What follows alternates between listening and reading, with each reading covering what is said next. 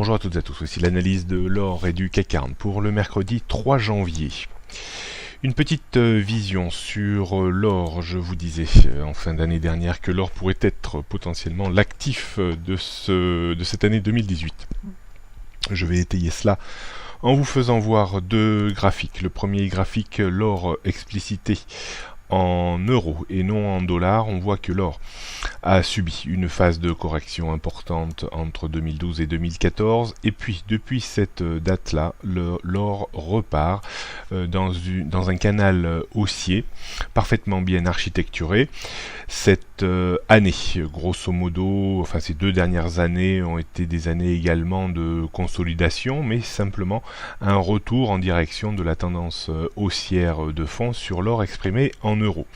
Le rebond sur cette zone autour des 1050 reste positif, avec une possibilité peut-être de revenir à l'intérieur du canal et pourquoi pas retester la résistance de celui-ci dans les prochains mois. Lorsque l'on regarde l'or exprimé en euro USD, la situation était un petit peu moins limpide. C'est pour ça qu'il était beaucoup plus intéressant d'avoir une double analyse entre l'or exprimé en euros et l'or exprimé en dollars. La phase de baisse, bien entendu, a été importante après une hausse très importante dans les années 2000. Ce qui est assez logique, mais on voit que l'or a parfaitement bien tenu sur 1050 $, et surtout ces 2 dernières années au-dessus des 1200 $. Je vous disais également ces derniers mois qu'un achat d'or entre 1200 et 1220 $ restait vraiment une opportunité dans une optique moyen-long terme. L'or a parfaitement bien tenu malgré une hausse impressionnante des marchés, surtout américains. Et là, comme c'est une matière première refuge, on aurait pu penser que l'or aurait nettement décroché avec la hausse des marchés en 2017. Il n'en a rien été. On peut s'attendre même peut-être, en cas de correction plus ou moins importante des marchés américains, à ce que l'or reprenne un rôle de refuge.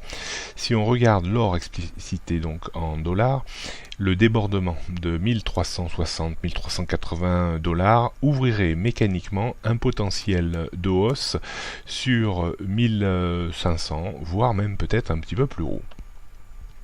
On voit très bien une structure un petit peu d'attente. Alors certains y verront une tête et épaules inversée, d'autres y verront simplement une théorie de la balançoire. On bloque contre un niveau de résistance, on crée un excès et l'excès sera compensé par un excès de sens opposé lorsque l'on débordera les 1360-1380 $, ce qui reste plutôt mon scénario central pour cette année.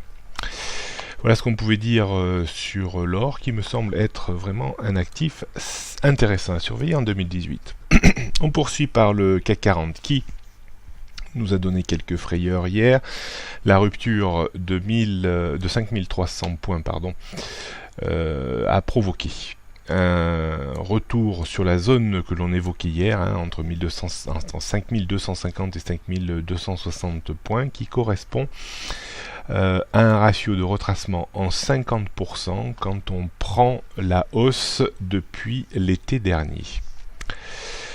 On surveillera attentivement cette phase de correction technique. Est-ce que finalement c'était un bear trap, un piège à vendeurs avant de rétablir une situation qui était un peu dégradée depuis quasiment mi-décembre, ou est-ce que finalement c'est simplement un effet de retour contre une zone qui va servir maintenant de résistance avant de rebaisser plus bas, c'est-à-dire sur 5250 voire 5200, et si on casse 5200, alors un potentiel de baisse sera ouvert entre 5000 et 5100 points. On va le savoir dans les prochaines semaines, ou journées ou semaines. Donc beaucoup de méfiance et de prudence quand même sur l'indice parisien. On réaffirme tout ça en regardant les repères techniques pour aujourd'hui. Donc 5370, c'est un premier niveau de résistance avant 5330 points. On trouverait un vrai bol d'oxygène sur débordement des 5330 points. Mais encore faudrait-il repasser au-dessus des 5355-60 pour confirmer un petit peu une reprise en direction de niveaux supérieurs tels que les 5370, 5390 et éventuellement les 5430 points. En termes de support, on notera, j'avais mis 5310, là on est un petit peu entre ces deux niveaux, on retiendra peut-être un peu plus les 5200, pardon, 90. En dessous, on repasserait du mauvais côté de la barrière avec un risque de retour à proximité du point bas d'hier vers les 5250, 60. La tendance début moyen terme reste fragilisée, reste haussière au-dessus des 5290 points, mais ça on ne pourra conclure qu'en clôture hebdomadaire au minimum. Et la tendance court terme, bien entendu, reste toujours orientée à la baisse. On termine par le CAC 40 en données 15 minutes. On voit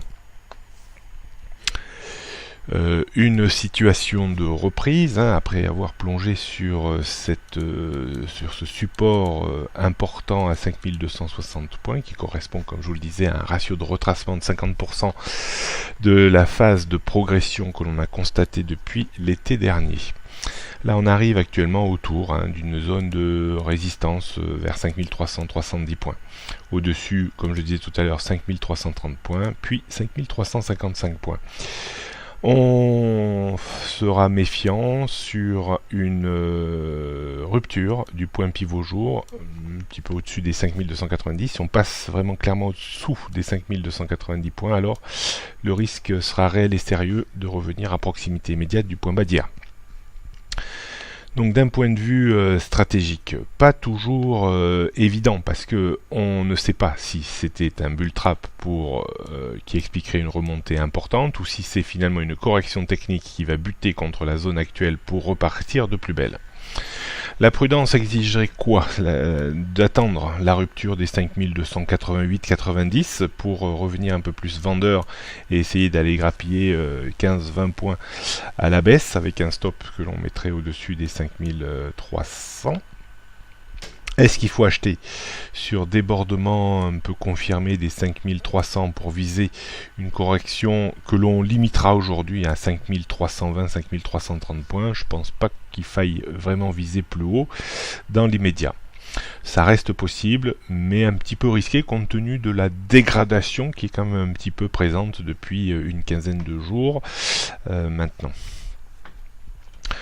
Voilà ce qu'on pouvait dire aujourd'hui. Beaucoup de prudence parce qu'on est quand même un petit peu encore en zone d'incertitude.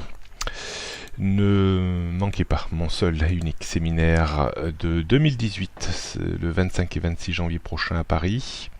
Trader et gérer son PEA avec une même méthode. Il ne reste plus que 2 places. Bonne journée à toutes et à tous et à demain.